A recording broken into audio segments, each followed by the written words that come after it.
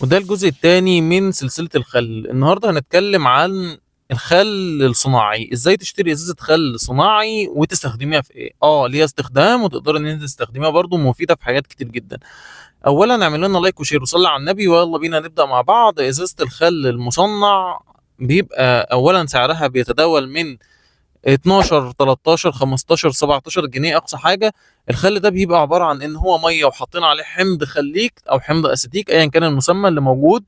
الخل ده ما بيبقاش طبعا معمول من قصب. الخل ده بنقدر ان احنا نستخدمه، ليه استخدامات مهمه جدا. نستخدمه في تنظيف الخضروات او الغسيل ايا كان انت بتغسلي بيه ايه، وكمان دوره الغسيل في الغساله، وكمان نقدر ان احنا نستخدمه في التنظيف والتطهير. الخل ده مميز عشان سعره ان هو كويس، بس الخل ده ما ينفعش ان احنا نستخدمه في اكل ونحطه في اكلنا اللي احنا بناكله ونشربه مباشره. اي اكل بيتحط على النار ما ينفعش ان احنا نستخدم فيه الخل الصناعي. في نهايه الفيديو اعمل لنا لايك وشير، واستني الفيديو الجاي اللي هنتكلم فيه عن الخل الطبيعي. وخليك دايما مع نوفا تريد، لان نوفا تريد فرق في كل حاجه.